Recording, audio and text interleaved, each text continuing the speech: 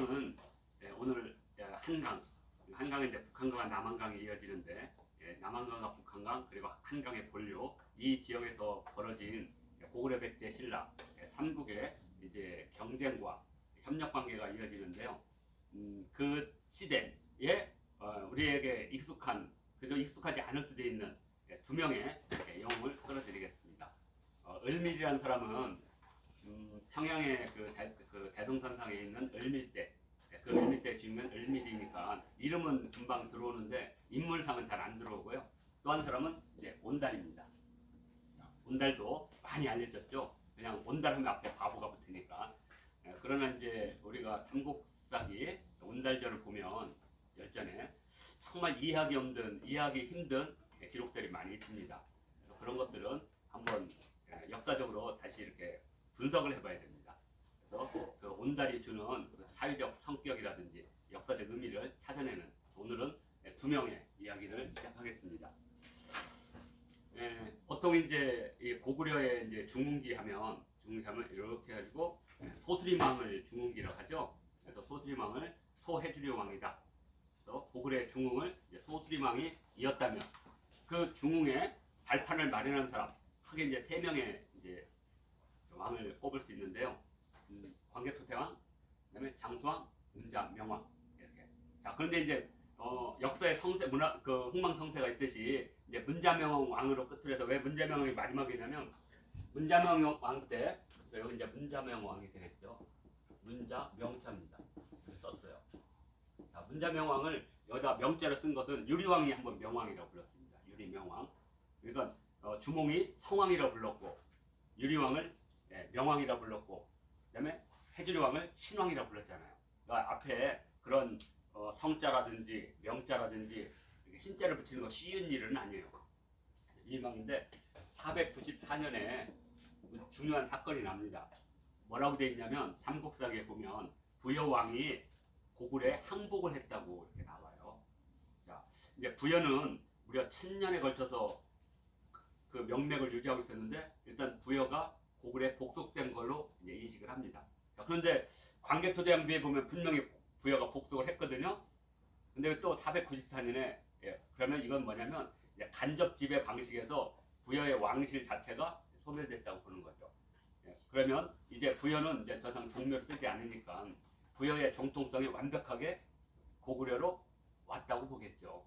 그래서 아마 명자를 붙여준지 모릅니다. 그러나 그 이후에 고구려는 이제 주변 국가로부터 도전을 받을 수밖에 없는 그런 국제 정세에 놓이게 됩니다. 오늘은 이 고구려의 제국 질서, 도대체 고구려의 제국 질서가 뭐냐? 일단 세 가지를 꼽을 수가 있는데요. 고구려의 제국 질서의 세 가지 양식은 광개토대왕이 추진했던 정세죠. 광개토대왕. 그래서 광개토대왕은 어떤 방식에 썼느냐? 이것을 연합 방식이라고 했죠. 연합 방식. 그래서 정복한 지역에 그 세력을 그대로 놔둔 상태에서 간접 지배 방식을 쓰는 거죠.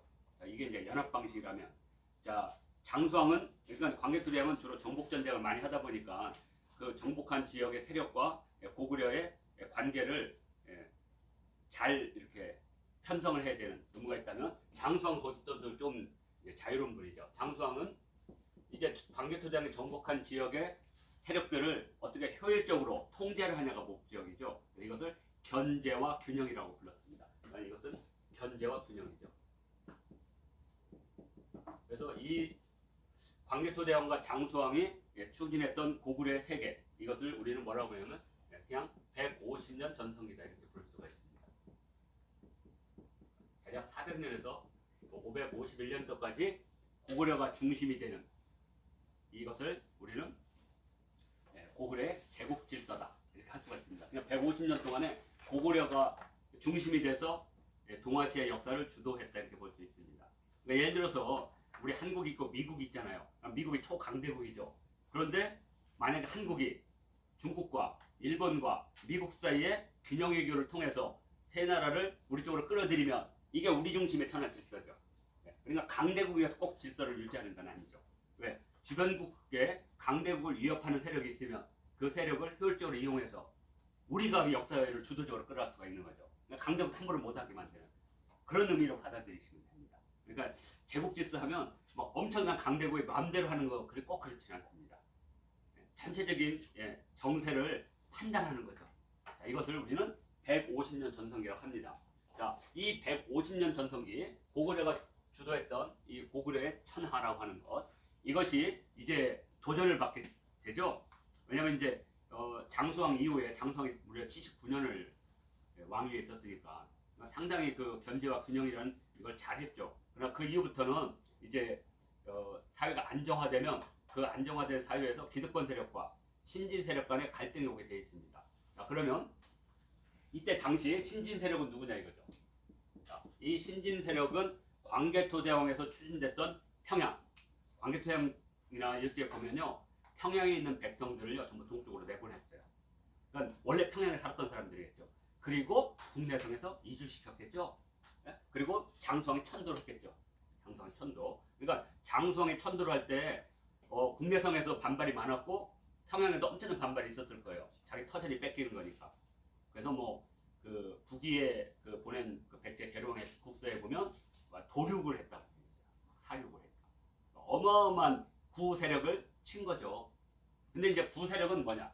이 구세력은 그냥 단순한 구세력이 아니죠. 이건 주몽부터 시작해서 국내성에 기반을 둔 개국 세력이죠. 한마디로 말하면 개국 공신들의 세력들이 가능성이 높죠. 그러니까 이 구세력의 힘이 워낙 크고 개별적으로 군사력을 가지고 있기 때문에 왕권 강화를 위해서는 이들을 칠 수밖에 없죠. 그래서 신진 세력은 아마 광개토대왕과 장수왕 시대에 평양을 중심으로 형성된 세력을 우리는 이제 신세력이라 볼 수가 있습니다. 자, 그런데 대략 427년에 이제 천도를 했죠. 100년 지나고 150년 지나니까 이제 여기가 이제 구세력이 되는 거죠. 점점 이제 기득권이 되는 거죠. 여기가 기득권이 되고 이제 국내성이라든지 또는 우리가 졸본이라고 하는 홀본, 국내성이나 홀본이 오히려 이제 후대접을 받는 조건이죠. 그러니까 이제 이 세력들이 이제 반발이 심하겠죠. 그래서 문자명왕 이후에는 고구려의 내분이 무지 격화가 됩니다. 현대 정치도 마찬가지죠. 항상 신진 세력을 데려와서 구세력을 견제해야 되니까. 그래서 구세력이 이렇게 들어오면 그걸 복벽이라고 하는데, 아무튼 고구려에서는 예를 들어서 을씨들의 시조가 을소라고 부르는데 기록에 이런 말이 나옵니다.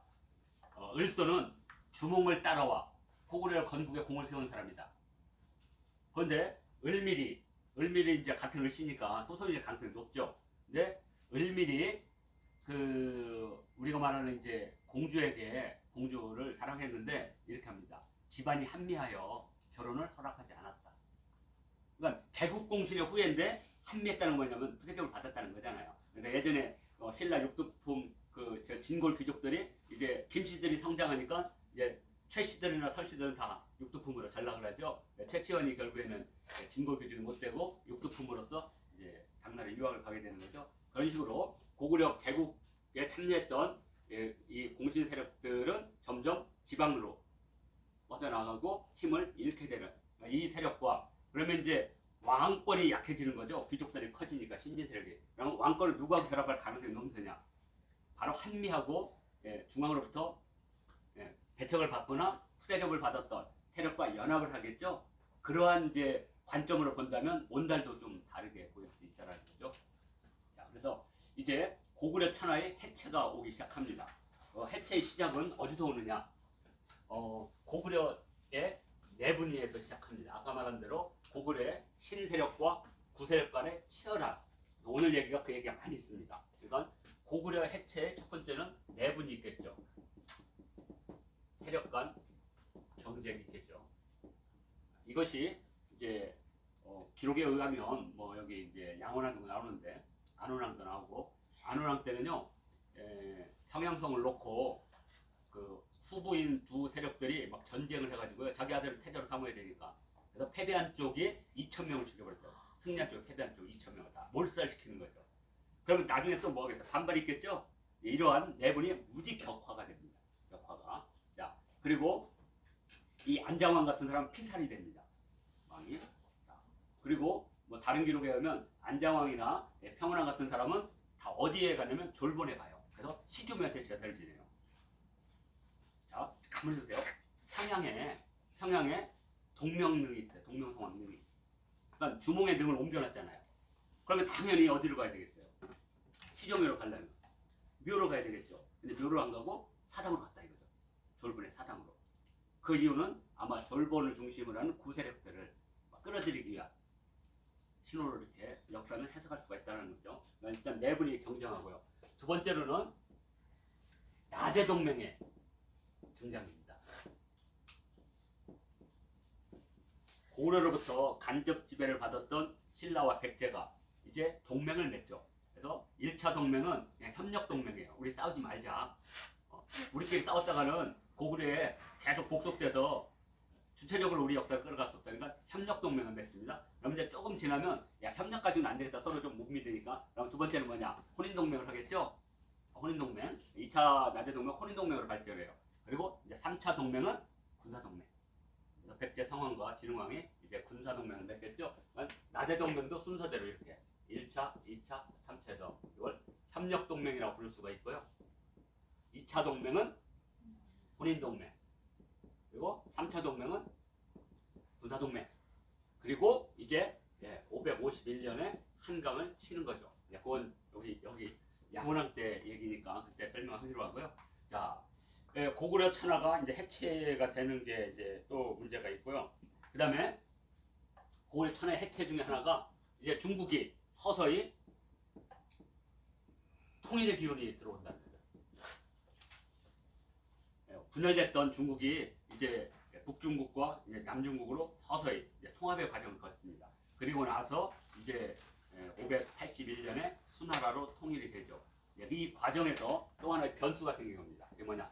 돌궐의 등장입니다.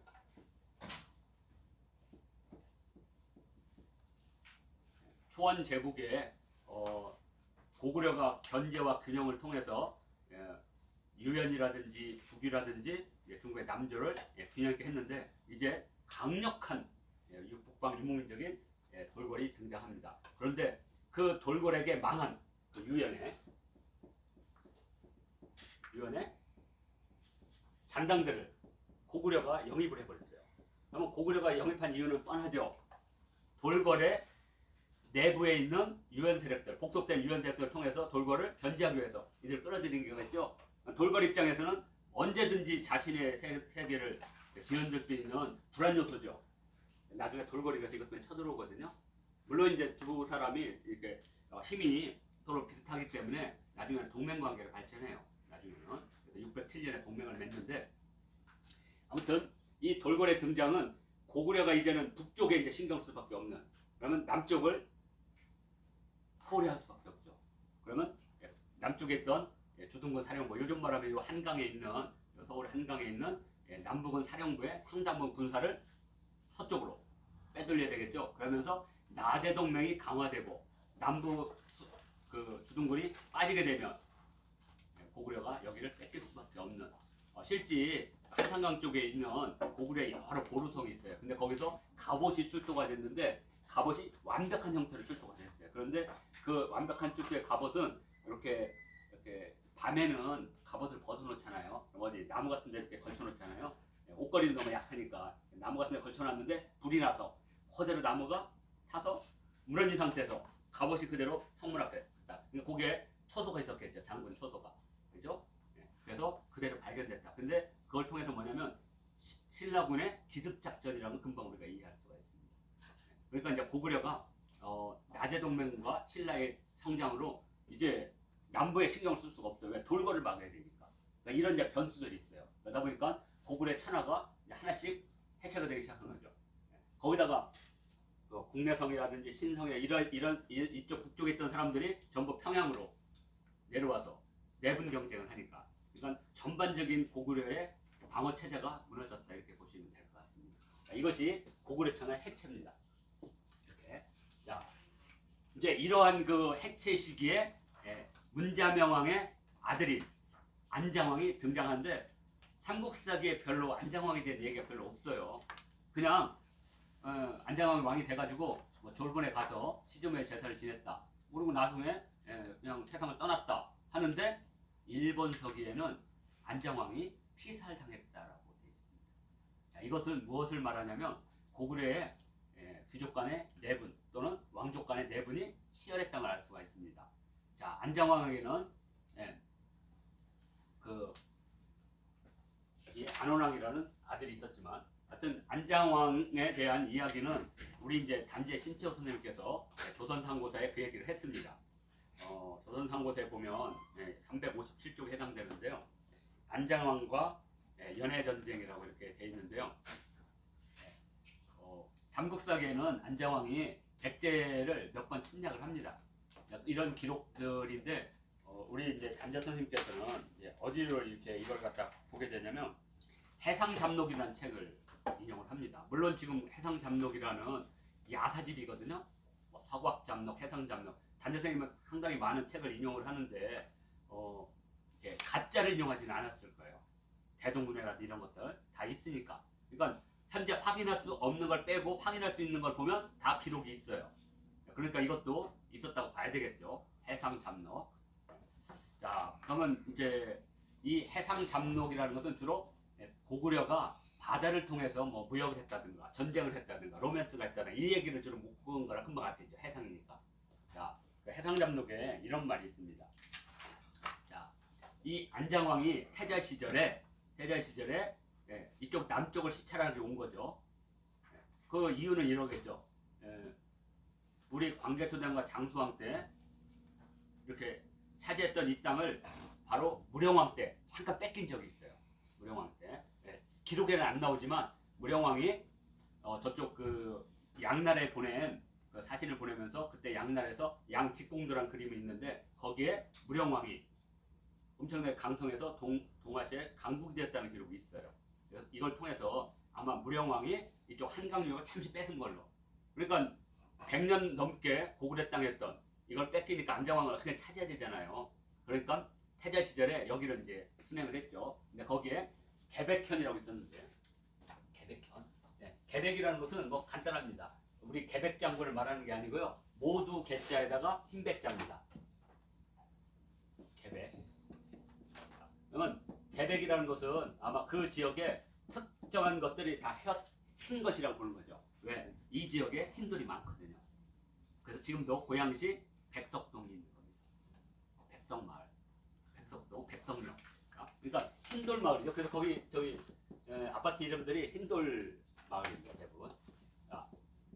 근데 여기를 시찰하다가 항상 보면 이제 우물가에 꼭 아가씨가 이렇게 우물에 물을 깃죠. 근데 현실적으로 그 부잣집 아가씨는 물 안 길거든요. 근데 하여튼 물을 기르니까 물 한 잔 주시오 이렇게 할 거 아니에요. 꼭 모든 모티브가 그렇잖아요. 그럼 꼭 바가지에다가 이렇게 버든잎을. 그러면 버든잎을 바가지를 받아야 되는데 항상 손목을 잡죠. 그래가지고 눈이 맞은 거죠. 그래서 쓴매 동지와 그레스요 동지가 이제 만난 거예요. 그래서 이제 하여슴둥하는 사람과 이제 서로 사랑을 하는데 이제 돌아갈 때가 되잖아요. 그때 이제 자기 정체를 밝힐 거 아니에요. 나는 고구려의 태자다.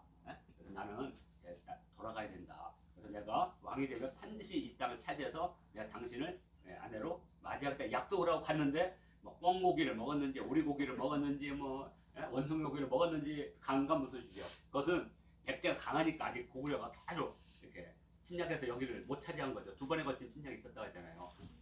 자, 안절부절 하는 거죠. 그래서 그때 바로 이렇게 대동강이 이렇게 있으면 대동강이 이렇게 대성산상에 있으면 요 중간쯤에 넓은 너럭바위가 있고 여기에 이렇게 있는데 이 너럭바위에서 이렇게 잘생긴 남자가 맨날 이걸 했던 것 같아. 이거 조이선이라 알려져 있으니까 이름은 을밀이죠. 근데 이 을밀이 딱 보니까 여기 안학궁이거든요. 근데 왜 안학궁인지는 모르겠지만 그때 이 안장왕의 여동생 이름이 안학이었어요. 아마 학문이가 있는 옷을 입고 다녔는지는 모르겠지만 하여튼 안학궁이에요. 지금도 안학궁이잖아요. 안학이라는 공주한테 펄떡 빠진 거죠. 그래가지고 공주에게 혼인을 신청했는데 안장왕이 이렇게 말했죠. 집안이 합리하여 줄 수가 없다. 그러니까 이제 이때 을밀이 제안을 한 거죠. 우리 대왕님이, 그러니까 대왕님의 로맨스가 다 아는 거예요. 그럼 백제는 모를까요? 예? 동네가 다 아는데, 그러니까 이제 로맨스는 로맨스로만 항상. 예. 그래가지고 내가 대왕을 위해서 여기 땅을 차지한 후에 대왕의 뜻을 이루어지면 내가 나한테 안악공주를 주시오. 그래서 안악공주 별명이 100m 미인이잖아요. 여기서 맨날 보면 이 강변이 너무 멀어서 하여튼 근데 옷이 막 파닥파닥했던 것 같아요. 하여튼 그래서 안악궁에 있는 궁전에서 뭐 안악이라 불렀는지는 뭐 모르겠습니다. 자 그리고 나서 을밀이 몰래 잠입을 하죠. 배를 타고. 그래서 해상잡록에 이게 있는 것이 아닌가. 그러면 배를 타고 몰래 이렇게 갔다는 건 어디로 갔냐면 오늘 한강 쪽으로 해가지고, 왜냐면 지금 고양시가 한강에 있잖아요. 행주 그쪽이니까. 그러니까 아마 강화도 쪽으로 해가지고 배를 타고 슉슉 왔겠죠. 그때 이제 마침 이제 새 이제 현감이 오면 꼭 있죠. 동네에서 제일 예쁜 사람이 누구냐고 물어보잖아요. 이렇게 있는, 근데 이름도 다 나와요. 한주라고. 근데 이건 이제 해상 잡록에 있는 이야기고요. 삼국사기나 삼국유사에 없다면 이것은 그냥 야사일 수가 있어요. 근데 삼국사기 지리제 실제 나와요. 안장왕이 한시미녀를 맞이하여 거기를 왕봉현이라고 했다. 왕이 한시미녀를 맞이했다는 거죠. 왕봉현. 그 다음에 또 하나는 그 한시미녀가 또 다른 지리엔 동구 여지승에는 한시미녀가 왕을 빨리 만나고 싶어서 높은 산에 올라가 봉화를 피워요. 그래요 산 이름을 고봉산이라고 해요. 높은 데 올라서 봉화를 피웠으니까. 그러니까 고봉산이 나오죠. 그러니까 그 한시미녀만 나오니까, 왜냐면 김부식이가 이 여자 이름을 빼버린 거예요. 그냥 한시미녀. 자 이렇게 돼서 그 한시미녀인 한주가 나는 사랑하는 사람이 있으니 2명의 부인을 서방님을 맞이할 수가 없다 하면 꼭 감옥에 가주죠. 그리고 이제 생일날 뭐 하겠어요? 죽을래 말래? 그렇죠. 선택해. 춘향전의 모티브가 여기서 나오게 됩니다. 예? 그 다음에 단신가 모티브가 나오죠. 정몽주의 단신가도 이 몸에 죽고 주고 100번 다시 주고 100골이 진도되어 넋이라도 입고 없고 미명한 일편단심 가실 줄이 이시랴 하는, 나는 이제 두 사람을 섬길 수 없다. 자 이렇게 돼서 막 잔치를 벌이는데 이때 을밀이 고구려 대군이 몰려온다 하면서 막 꽹가리 치고 막 혼란을 냈겠죠. 그래가지고 구해내게 되죠.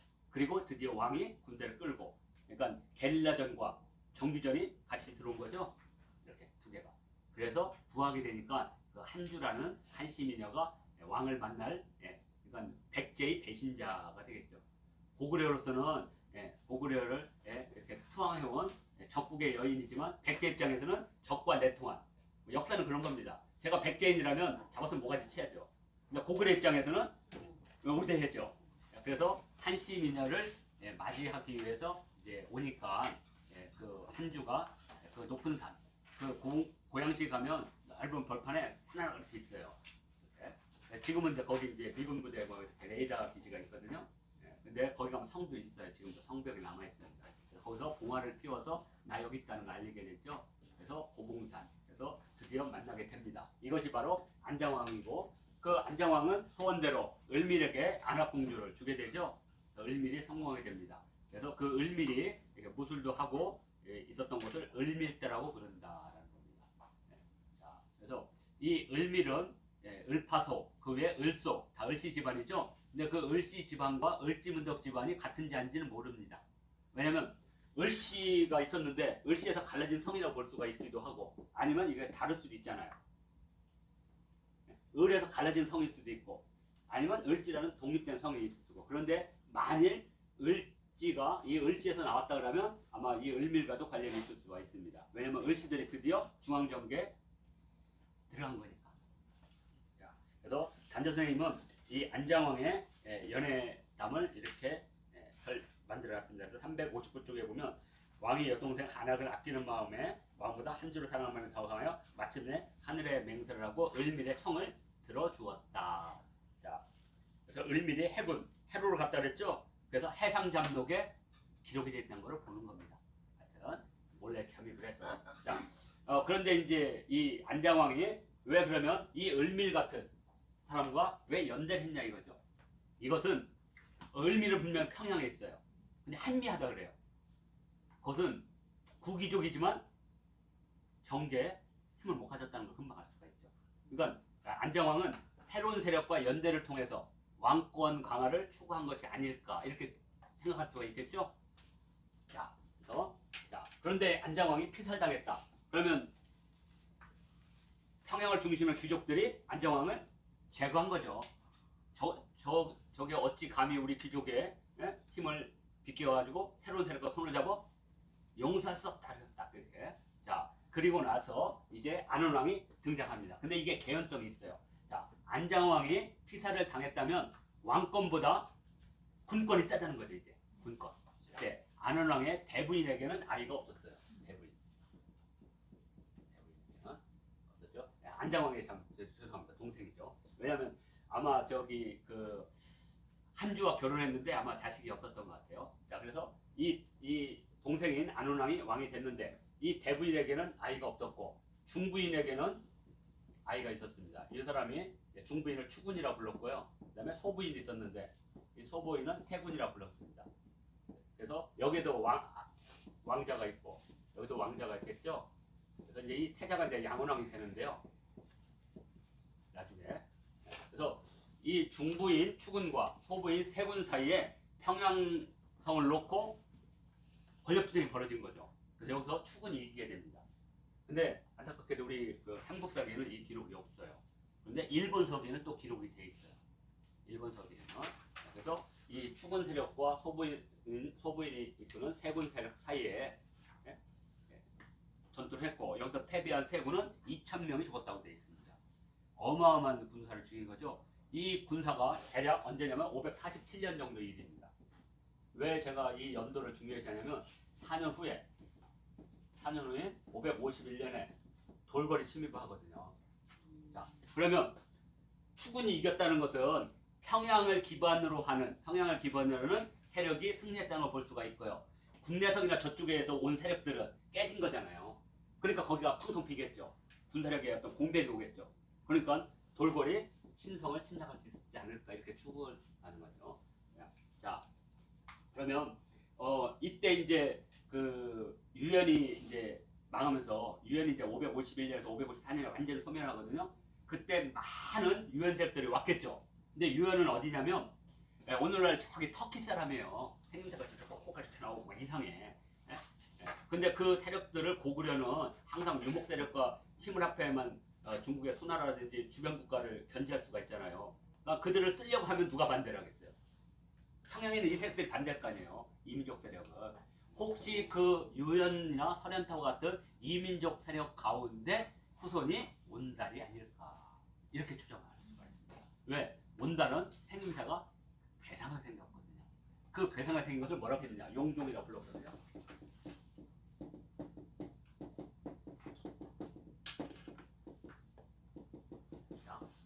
용종의 특징이 뭐냐면요. 용의 특징이 뭐냐면 얼굴이 길쭉하고 우락부락하다는 거예요. 이렇게. 그죠? 근데 이것을 중국 한족들 뭐라 하면 저것들 조금 꾀지지하다고 인식을 하는 거예요. 왜? 그 사람들은 옷도 꾀지지하게 입고 다니잖아요. 중국인들은 막 예쁘게 치장하지만 북쪽에 있는 오랑캐들은 말 타고 그러니까 꾀지지하게 입고 다니죠. 그리고 한번 입으면 20년 입는 거 아니에요. 이렇게. 자, 그러니까 모습이 용종하다고 되어 있거든. 온달에. 그러면 용이라는 게 좋은 거잖아요. 근데 걔들이 볼 때 용모가 용처럼 생기고 막 이상하게 생기가 이렇게. 그 다음에 종 모양 어때요? 얼굴 빡하죠? 대가리 큰, 그러니까 여기 말하면 큰 머리, 얼굴 길쭉하고. 온달 딱 생각해보세요. 얼굴 길쭉하고요.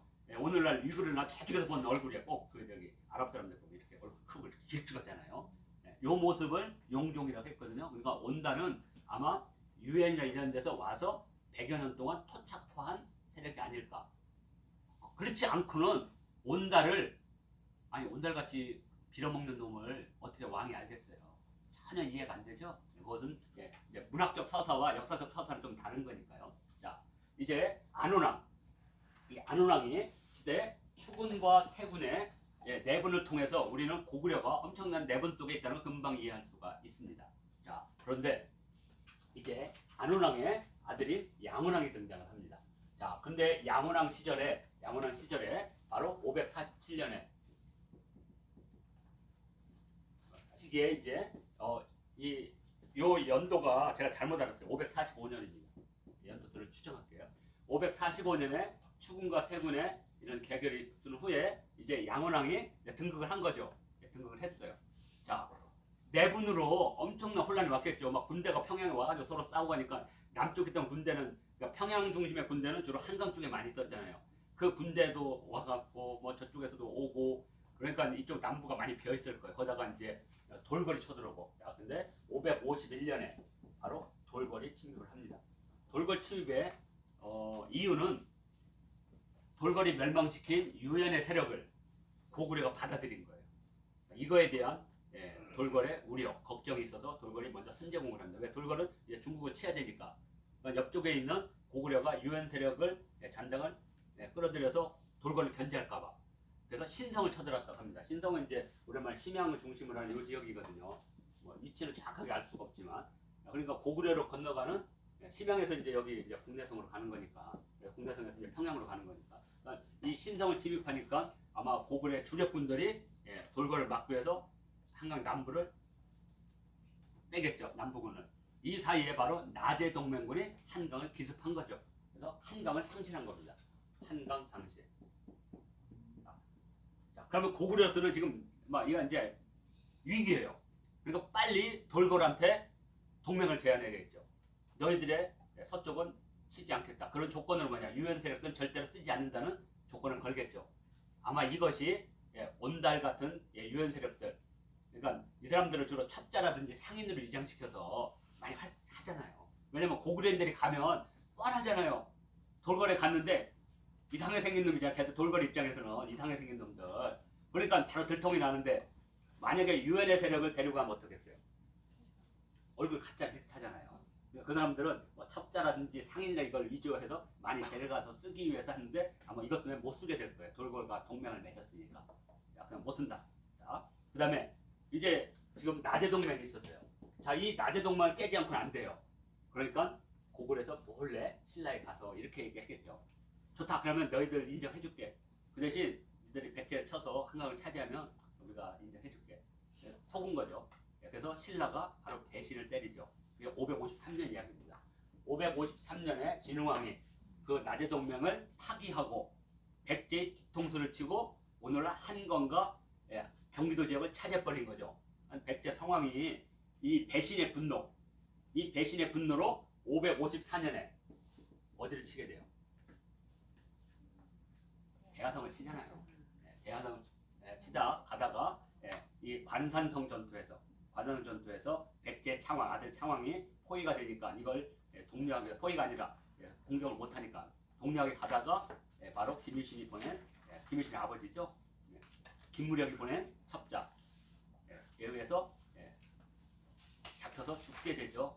그러니까 성왕의 죽음. 그리고 562년에 바로 뭐가 시작되냐? 대가야가 멸망하죠. 자, 그러니까 고구려 입장에서는 지금 엄청난 이제 시련이 옵니다. 자, 이런 시련을 거치고 드디어 평원왕이 오게 됩니다.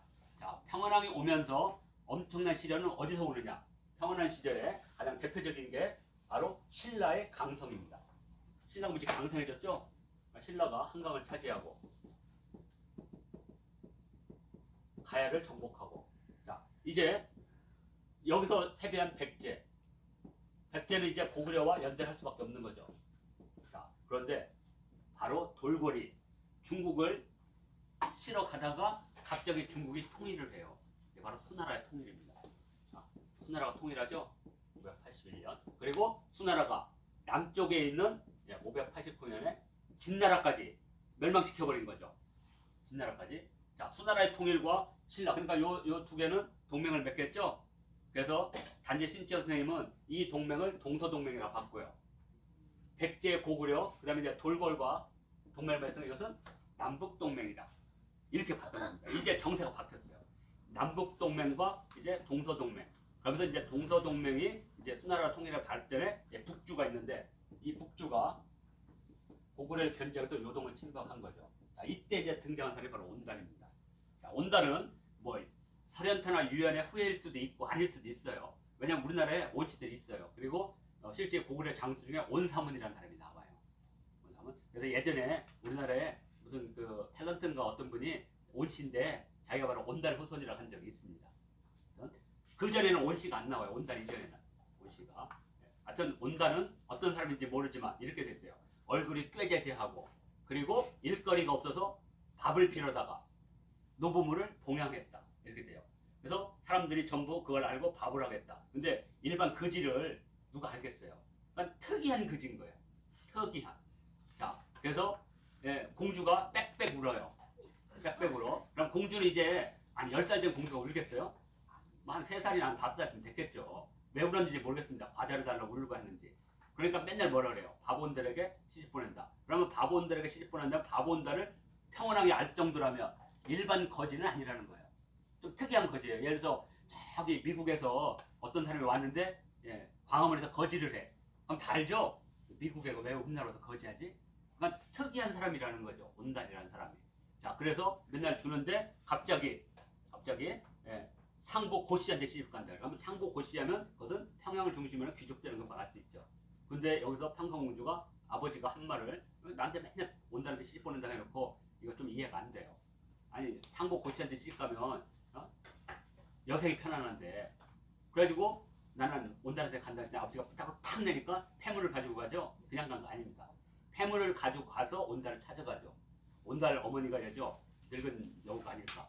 아무튼 난 온달한테 시집 오겠다. 그리고 그 폐물을 팔아서 집도 사고 우마차도 사고 집기도 사고 기물도 사고 그리고 공부를 시키죠. 그런데 온달이 바보인데 공부시켜서 바보가 천재가 돼요. 그러니까 바보는 내 생각에 이런 생각을 해요. 말이 안 통하는 바보예요. 그러니까 언어가 안 통하는 거죠. 그리고 말을 해도 아 그래 쉬우고 알았으면 끼워 이렇게 하는 거예요.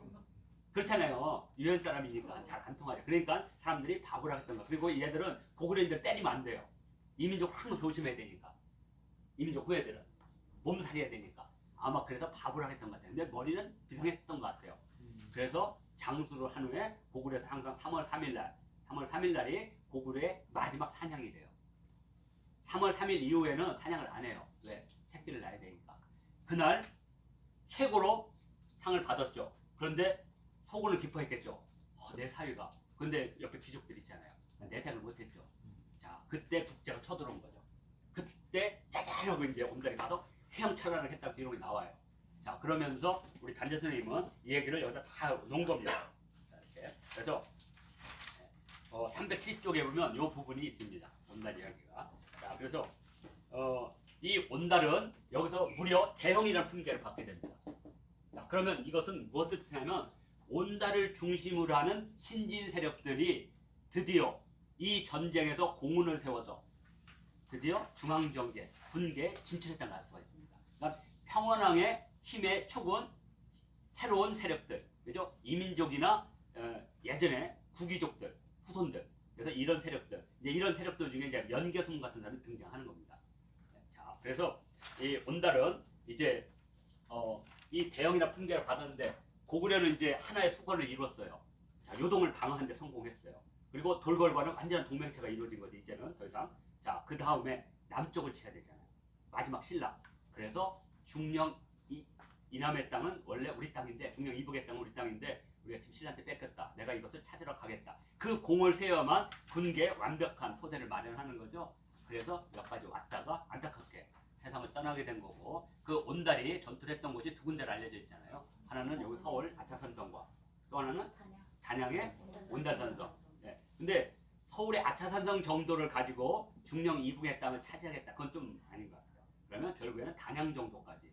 그럼 단양까지는 왜냐? 바로 내륙 깊숙이 들어가서 그죠? 거기까지를 교도부를 확보하기 위한 전투가 아니었을까? 여기서 온달은 그 뜻을 이루지 못하는 거죠. 자, 그러면서 이제 이 온달과 을밀이 추구했던 고구려의 중흥은 여기서 멈추게 되는 거죠. 그러니까 을밀이 추구했던 것은 내분으로 안 된 거고, 그다음에 온달이 했던 것은 전사를 통해서. 그래서 이제 고구려는 북서쪽에 아니 북서쪽이죠. 이제 수나라라는 대군과 그리고 남쪽에 신라라고 하는 새로운 신세력을 맞닥뜨리는 이 과정이 이제 바로 우리가 얘기하는